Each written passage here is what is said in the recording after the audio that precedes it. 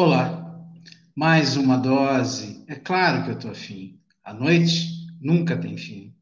Se somos, como dizia Cazuza, canibais de nós mesmos, então que tudo se queime até que a terra nos coma? Excessos, agressividade, cancelamentos, assassinatos, morte, destruição, nonsense. Por que a gente é assim? Devemos perguntar a Deus, ao capitalismo, à política, ou é tudo só banalidade? Este é o Labocast, um programa do Laboratório de Política, Comportamento e Mídia, o Labo, da Fundação São Paulo, PUC São Paulo. Comigo estão os pesquisadores Alexandre Nogueira Souza, que é graduado em Relações Internacionais, é também autor do livro O Espectro Totalitário, Fascismo, Comunismo e Outros Regimes Coletivistas, e é também pesquisador no Núcleo de Filosofia Política. Ao seu lado está Felipe Cardoso Silva, graduado e mestre em filosofia pela USP, doutorando em filosofia também pela USP, professor na pós-graduação A Psicanálise no século XXI, lá na FAAP, e pesquisador do grupo Hannah Arendt, ambos os grupos aqui do Labor. Em maio de 2022, um massacre ocorreu numa escola primária no Texas. 19 pessoas morreram, entre adultos e crianças. Saiu na BBC Brasil que o governador Greg Abbott disse que o atirador, identificado como Salvador Ramos, entrou na escola e abriu fogo de forma horrível e incompreensível.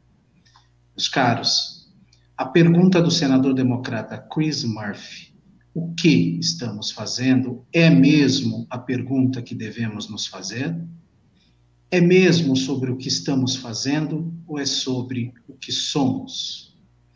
Felipe, por favor, boa noite. Você pode começar a tentar dar uma certa inteligibilidade a esse fenômeno tão incompreensível? Boa noite, Ricardo. Boa noite, Alexandre. Sempre que nós estamos diante desse tipo de pergunta, parece que nós estamos dentro do eterno retorno do mesmo. Novamente expostos a uma mesma situação que se repete, e até o histórico político é muito parecido. Você tem um massacre, um governante americano apresenta suas condolências, imediatamente um certo setor da política se manifesta contra as armas, e nós temos a mesma história repetida. E ela é repetida largamente. Eu gostaria de citar alguns exemplos. Littleton, Colorado, 20 de abril de 1990. Eric Harris, de 18 anos, e Dylan Campbell, de 17, matam 12 colegas e cometem suicídio. Red Lake, Minnesota, 21 de março de 2005. Jeff Weisel, de 16 anos, matou 5 alunos e mais 4 adultos e também cometeu suicídio. 18 de maio de 2018, Santa Fé, no Texas. Dimitrios, de 17 anos, abriu fogo matando 10 pessoas e ferindo outras 13. 30 de novembro de 2021, Oxford, Michigan. Ethan Kubrick, 15 anos, abriu fogo também e matou 4 estudantes. Ora, os Estados Unidos tiveram mais de 2.000 ataques a escolas registrados desde 1970. Esse número foi calculado pelo Centro de Defesa e Segurança Interna da pós-graduação naval de Monterey, no estado da Califórnia.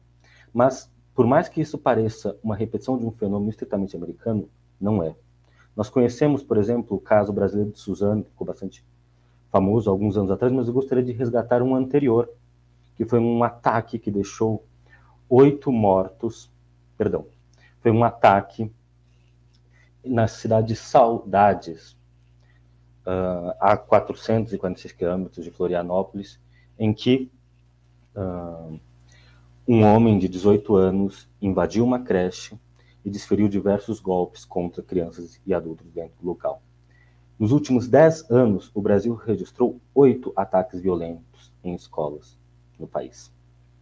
Mas se isso é tão recorrente, tão repetitivo, a pergunta que eu gostaria de pôr não é essa que o governador propôs. Não é o que estamos fazendo. Porque o que nós estamos fazendo não está dando resultados.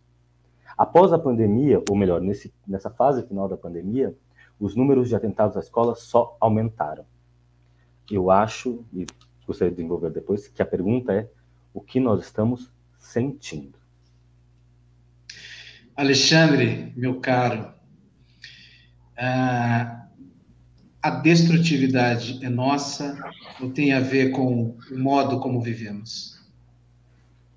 Sim, primeiramente, boa noite, pessoal. É um prazer estar aqui representando o grupo de filosofia política do Labor e para a gente discutir um tema que voltou à tona nesse momento por conta da morte aí de várias crianças e de duas professoras na pequena cidade de Uvalde, no Texas, que a geopolítica do local é uma cidade de 16 mil habitantes que fica numa região próxima com o México, é uma região fronteiriça, a 130 quilômetros do México. E por se tratar de uma região fronteiriça, a gente sabe que há certas questões como imigração ilegal, tráfico, enfim, não é um lugar muito fácil para quem vive lá, é um lugar, enfim, que ainda requer vários cuidados na parte de segurança pública, cuidados na parte de geração de emprego, cuidados também na parte da saúde mental, que é algo extremamente importante e discutido nos dias de hoje. Bom, em relação ao ocorrido, vale ressaltar aqui que após esse jovem ter aberto fogo ali com várias crianças inocentes que estavam em uma escola buscando conhecimento totalmente sem esperar mesmo um acontecimento desse tipo. Esse cara foi morto pela patrulha da fronteira, que é uma agência federal que guarda os pontos de entrada dos Estados Unidos. Então, ali aconteceu uma situação, mais uma situação assim, que já é bastante comum nos Estados Unidos, como o nosso amigo aqui bem disse, que desde 1970 os índices só vem aumentando. Só que aqui eu gostaria de entrar em uma parte histórica e cultural, que é sobre o porte de armas nos Estados Unidos. O que acontece? Quando os pais fundadores escreveram a segunda emenda, baseada nos Federalist Papers, né, nos artigos federalistas, eles escreveram para todos. E essa segunda emenda ela é extremamente polêmica, que é aquela que garante o direito dos cidadãos de portar arma para se defender. Então, essa emenda ela tem uma origem não na visão de um federalista ou de outro, ela tem justamente uma origem histórica, que é a independência dos Estados Unidos, onde os cidadãos americanos, na época os colonos, foram convocados a pegarem armas para lutar contra a opressão causada pelo rei George III da Inglaterra como metrópole nas 13 colônias.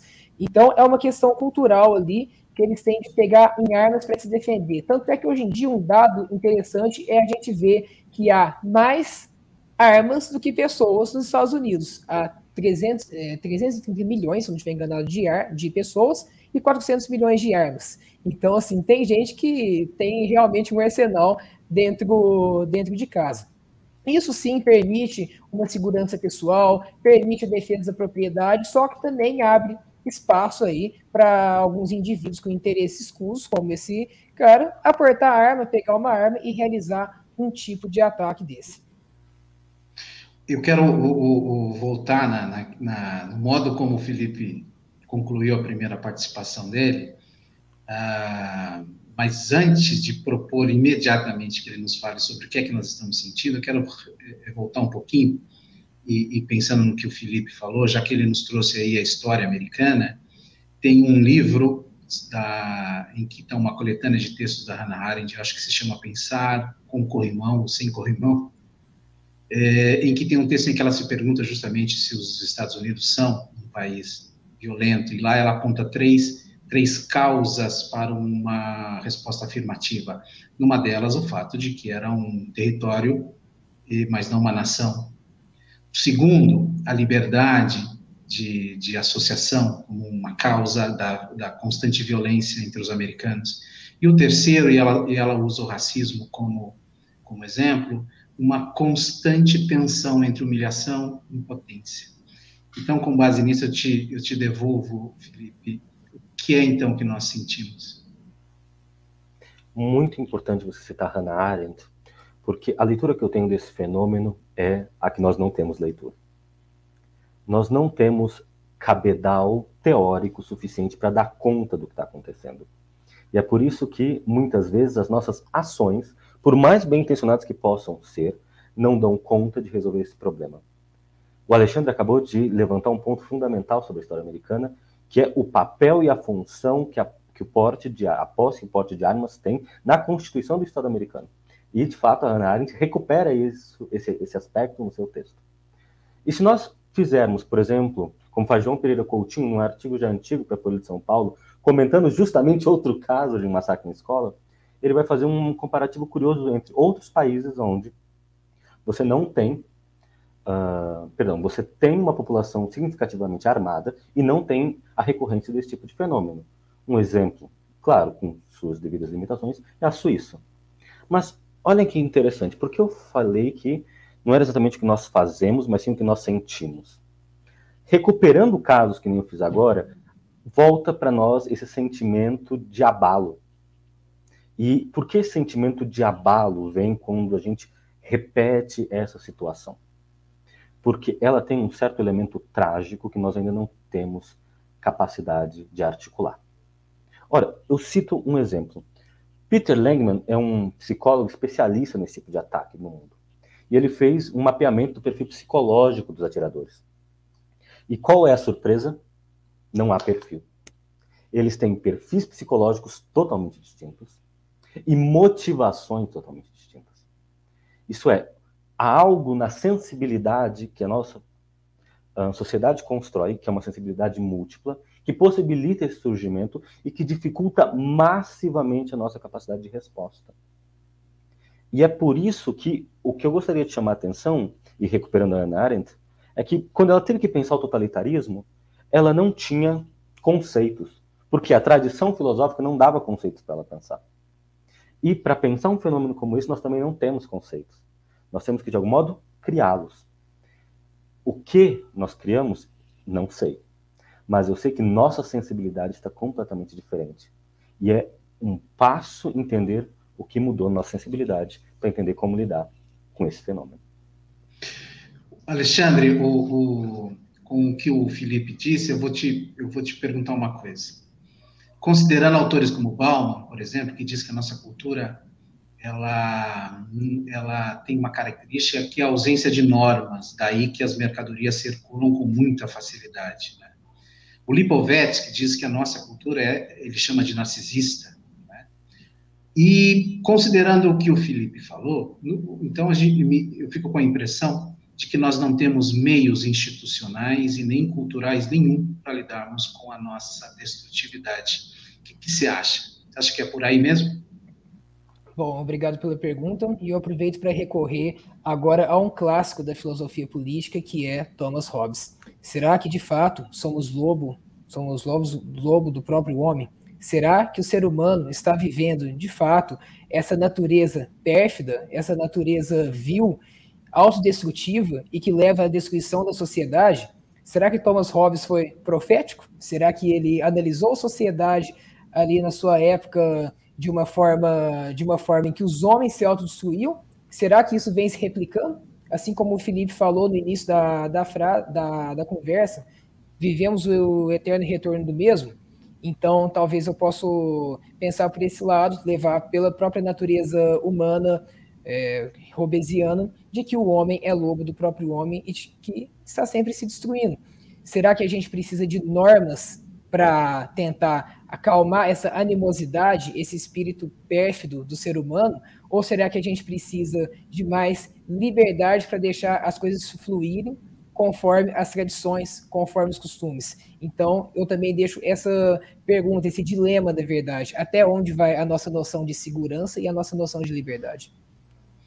Felipe, e aí? Contenção, como é que ele se relaciona com liberdade? O que a gente pode pensar nesse sentido? Talvez por uma certa forma com a qual a minha formação filosófica se deu, eu tendo a achar que a liberdade é supervalorizada. Mas o que eu quero dizer com a liberdade é supervalorizada é que o campo real que nós temos para agir acaba sendo muito limitado, por um lado, pelas estruturas sociais, por outro lado, pela constituição subjetiva dos sujeitos. E, ao mesmo tempo, existe um jogo entre a constituição subjetiva, isso é, o modo como nós sentimos, experimentamos emoções e lidamos com elas no que seria o nosso si mesmo, e o modo como a sociedade se articula. E é por isso que penso que um trabalho intelectual ativo sobre esse problema precisa levar em consideração, por um lado, dados, E por dados, eu quero dizer aqui informações sociologicamente relevantes para que nós possamos pensar em novos termos e conceitos para que esses problemas sejam trabalhados. Mas, por outro, termos filosóficos que sejam fortes o suficiente para nos dar um novo cabedal para um novo tempo. A título só de exemplo, o mesmo psicólogo que eu citei agora, apesar de reconhecer a multiplicidade das características desses sujeitos, divide 3 grupos. E por que esses grupos são importantes? Porque, assim como João Pereira Coutinho apresenta uma hipótese segundo a qual controle de armas não seria suficiente para lidar com isso, por essa tipologia nós podemos inferir que medidas anti-bullying, por mais importantes que sejam, também não são suficientes. Porque, como ele divide? Ele divide os atiradores em traumáticos, psicóticos e psicopatas. E o que ele vai dizer? Ora, os traumáticos, que são aqueles que sofreram bullying e coisas do gênero, representaram 19%. Tudo bem, um a menos já é significativo. Mas mais de 40% deles, 49% para ser exato, eram psicóticos. Pessoas que apresentavam nítidos transtornos de personalidade ou sinais de esquizofrenia. Ou seja, meramente o controle de armas puro e simples ou um debate sobre bullying não é uma resposta suficiente. Então não é exatamente o que fazemos que vai dar conta desse problema. Pensando nesse aspecto que o Felipe trouxe, né, desse conjunto de pessoas que pode ser chamada aí de psicótica, que está potencialmente envolvida em ações destrutivas, no caso específico americano, né, atiradores, etc. Alexandre, se a gente começa a criar racionalidades que levem em consideração fechamento de pessoas, né, voltando um pouquinho no tempo, desde os anos 60 a gente tem um processo de fechamento de manicômios, né? Será que a gente está sendo empurrado para uma volta a um pensamento prisional, manicomial? É um pouco nisso que eu estava pensando quando o Felipe trouxe os dados dele. Bom, eu acredito que esse tipo de questão, esse tipo de problemática, infelizmente, sempre teve no mundo, nos Estados Unidos. E aqui, talvez o ponto das armas, né, de nos Estados Unidos ser bastante comum, porém não normal, alguma pessoa com problema psicológico, enfim, chegar e pegar uma arma, mesmo que não tenha aquele perfil exato para aquilo, como o Felipe disse, e chegar numa escola e atirar, isso, infelizmente, está se tornando aí cada vez mais grave nos Estados Unidos. As escolas, aí, o pessoal está ficando com medo, só que isso, ao meu ver, se deve também a uma questão cultural e também histórica dos Estados Unidos, como eu disse na minha outra fala, e tanto é que sobre a legislação, sobre as racionalidades, aí, como vocês apontaram, vale ressaltar como funciona esse porte de arma nos Estados Unidos, como funciona a legislação, ou seja, como há 330 milhões de pessoas e 400 milhões de armas em um país, ou seja, como há mais armas do que pessoas em um país. Então, se deve a uma questão legal. Por exemplo, lá dos 50 estados, 25 permitem o porte de armas sem licença, e esses 25 eles se pautam ali em um argumento amplamente constitucional. Eles se pautam na segunda emenda à Constituição, que quando os federalistas como Alexander Hamilton, James Madison escreveram, colocando ali esse direito a todos de portar arma para se defender. Então, é um argumento que vai lá no cerne da Constituição americana. Em contrapartida, os estados que exigem uma licença, eles permitem, né, esse porte de armas, só que eles também têm critérios. Eles veem algum critério, eles enxergam alguns critérios, estabelecem alguns critérios, não são igual nos primeiros, que é aquela popular imagem que a gente tanto viu, e aquele meme trágico de comprar armas no supermercado, no Walmart, e comprar uma arma. Enfim, os que exigem a licença, eles acabam exigindo também uma metodologia jurídica de assistência, que inclusive tem um nome, que é Guilford Law Center to Prevent Gun Violence. E isso acaba estabelecendo alguns pré-requisitos mínimos, como os antecedentes criminais, as capacidades cognitivas e mentais, testes psicológicos, entre outros métodos. E tudo isso é discutido em âmbito estadual. Por quê? Não tem como nos Estados Unidos fazer uma política federal, porque lá a gente tem um federalismo muito forte, os estados têm bastante poder, os municípios também possuem poder, então não tem como vir algo ali da própria federação. Acontece isso nos Estados Unidos.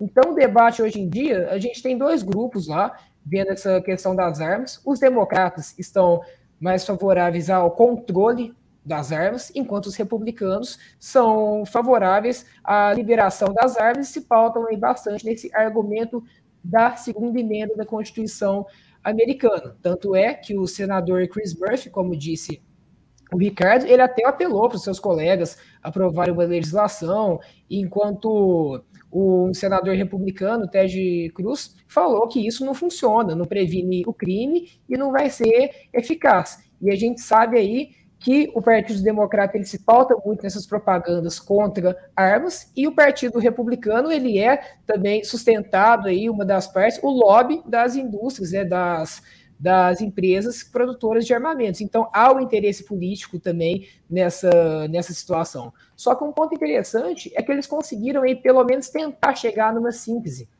que 10 senadores republicanos e 10 democratas, eles anunciaram aí um certo acordo sobre os controles de arma. E nesse acordo, né, já é um início, eles pretendem aí fazer análises mais aprofundadas,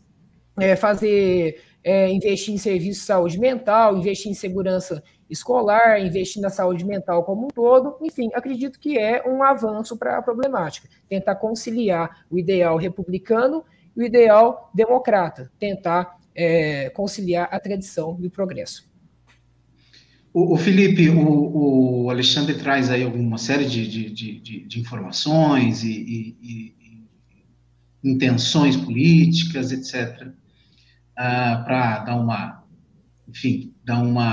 contrabalançada no problema. Mas isso significa também que o Estado vai crescer muito, o seu poder, a sua capacidade de nos enxergar de longe. O Estado será, mesmo como dizia o Foucault, uma espécie de panóptico total, na medida em que ele vai nos protegendo? Olha, Ricardo, as colocações do Alexandre são realmente muito importantes para a gente conseguir pensar esse problema. E a impressão que eu tenho é que, a princípio, não. E eu diria não pelo seguinte.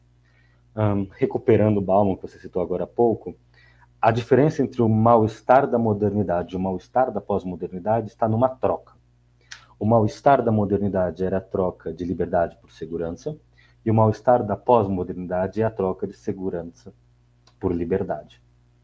E isso tem seus efeitos sensíveis. E é um pouco a isso que eu chamo a atenção quando digo que nos faltam conceitos para pensar novos problemas em um novo tempo. E, para tentar tornar isso mais claro, eu gostaria de só apresentar mais uma informação. Vejam, se nós pudéssemos reduzir esse tipo de fenômeno a uma informação muito simples, nós diríamos ataques armados a escolas. Mas por que esse tipo de fenômeno tem algo que nos incomoda tanto? Porque há fenômenos análogos, não estou dizendo idênticos, estou dizendo análogos, muito mais sérios. Explico.